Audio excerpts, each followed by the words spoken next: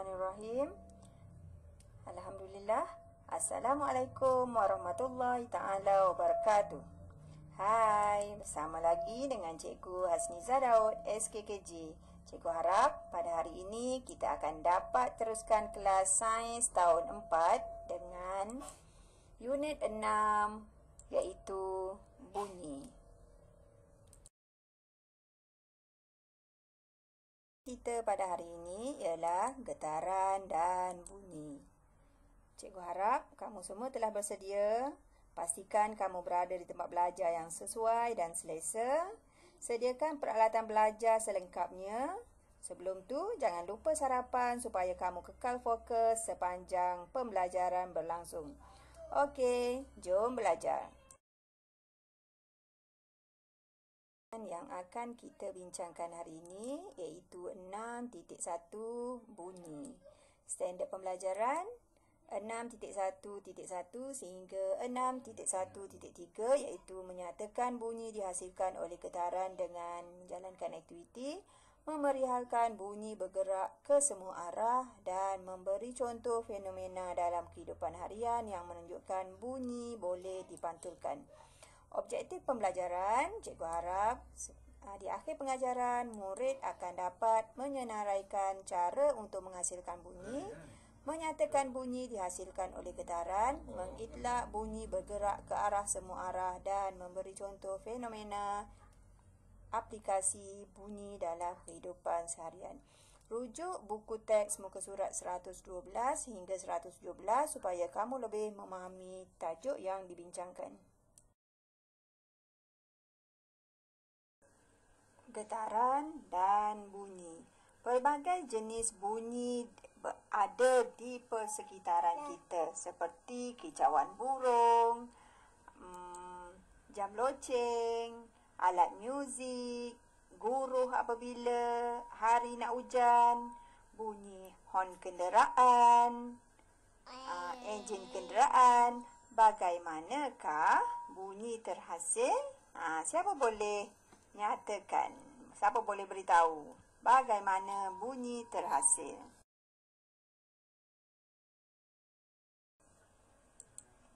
Tahukah kamu bunyi sebenarnya dihasilkan oleh getaran? Semua objek apabila dia bergetar akan menghasilkan bunyi. Bunyi dapat dihasilkan melalui pelbagai cara.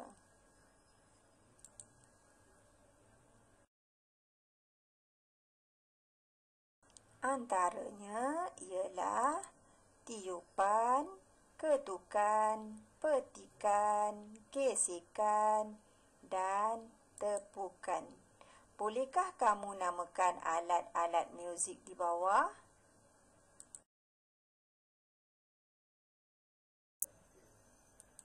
Bagaimanakah alat muzik ini berfungsi? Okey, ia berfungsi apabila berlaku getaran. Getaran itu akan menghasilkan bunyi. Contohnya seruling. Kita tiup, udara dalam dia akan bergetar. Sebab itulah keluar bunyi. Xylophone. Bila kita ketuk, dia akan bergetar. Simbal, kepingan simbal tu pun sama, bila kita tepuk antara satu sama lain dia akan bergetar, maka keluarlah bunyi, terhasillah bunyi. Tamborin pun sama, bila kita goncang dia akan bergetar. Biola, bila kita gesek dia akan mengeluarkan bunyi apabila getaran berlaku pada tali. Begitu juga gitar. Bila kita petik, tali itu akan bergetar, maka bunyi pun terhasil. Begitulah cara bunyi terhasil, iaitu dengan getaran. Sebab itulah tajuk kita hari ini ialah getaran dan bunyi. Boleh faham bagaimana bunyi terhasil? Bunyi bergerak. Okey, kamu boleh cuba sendiri buat di rumah. Seronok ni bila kamu buat ni. Okey, alat-alatnya dua benda je. Tin susu ataupun cawan kertas yang ditebuk lubang bahagian bawah dan tali yang panjang. Kamu hubungkan dua tin, buat macam yang ditunjukkan dalam gambar. Bagaimana dia berfungsi?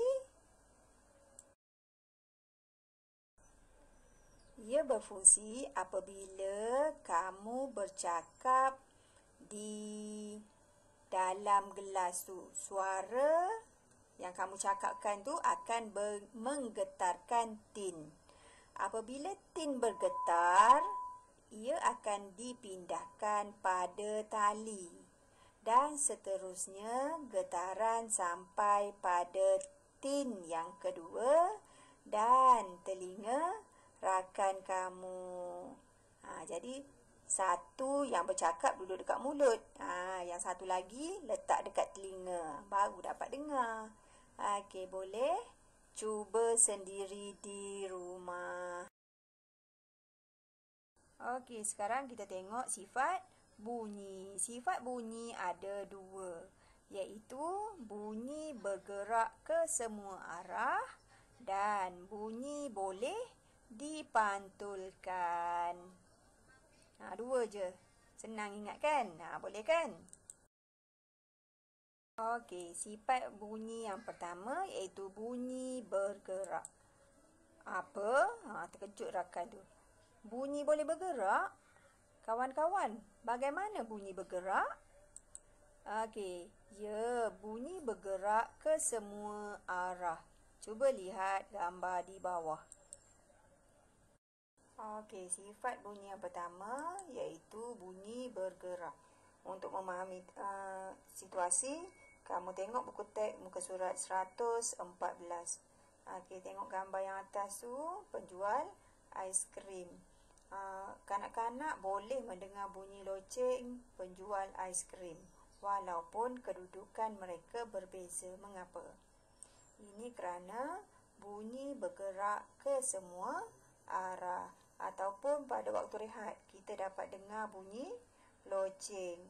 Ini kerana bunyi daripada deringan loceng dapat didengari oleh seluruh warga sekolah dan tahu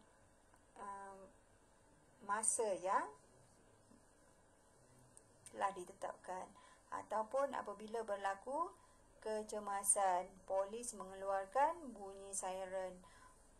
Orang di sekeliling yang berada dalam kedudukan yang berbeza boleh mendengar bunyi siren walaupun dalam jarak yang jauh dan berbeza. Ini kerana bunyi bergerak dalam bentuk gemanya ni, dalam bentuk bulatan ataupun zigzag. Jadi semua orang di kawasan sekitar akan dengar. Ataupun bunyi salakan anjing. Anjing tidak kelihatan tapi kita dah boleh dengar bunyi suara salakan anjing tu.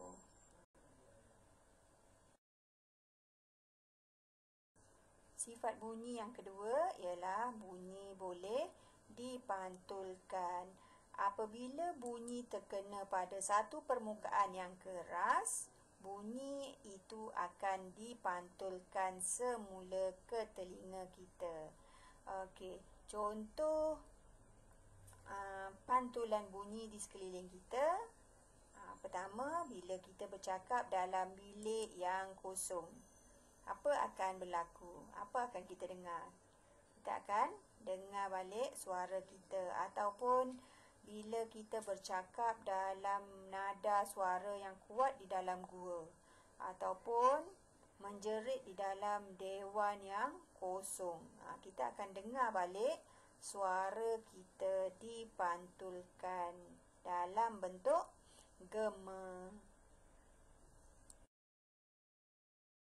Sekarang kita tengok fenomena atau aplikasi pantulan bunyi. Yang pertama ialah gema. Berlaku apabila bunyi dipantulkan pada permukaan yang keras. Contohnya, bilik ataupun dewan yang kosong, dalam gua, di kawasan pergunungan. Bila kita menjerit, kita akan dengar gema.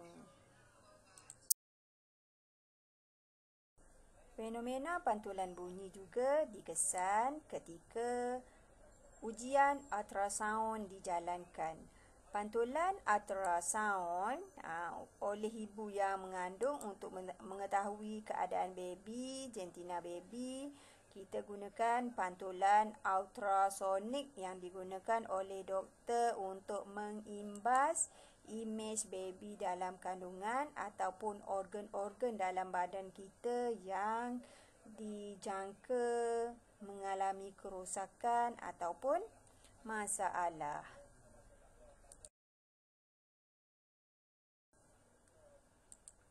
Fenomena pantulan bunyi juga digunakan oleh haiwan yang kita namakan ultrasonik.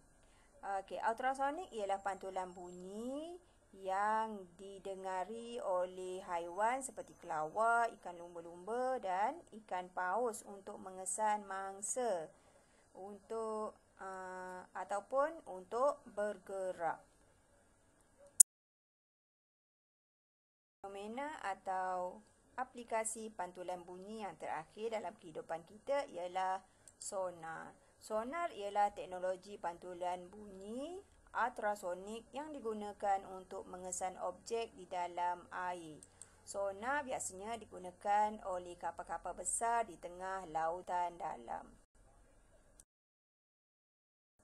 Okey, cikgu harap kamu telah memahami buku teks muka surat 111 hingga 117 dengan bantuan nota yang cikgu sediakan. Catat semua fakta dan nota penting mengenai tajuk bunyi mengikut kreativiti kamu seperti peta aiting, peta minda, menggunakan pensel warna.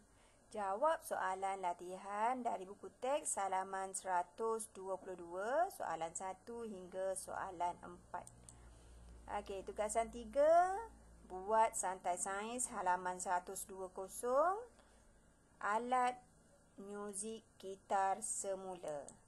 Okey, kamu boleh gunakan bahan yang terdapat di rumah kamu bersama ahli keluarga. Selamat belajar.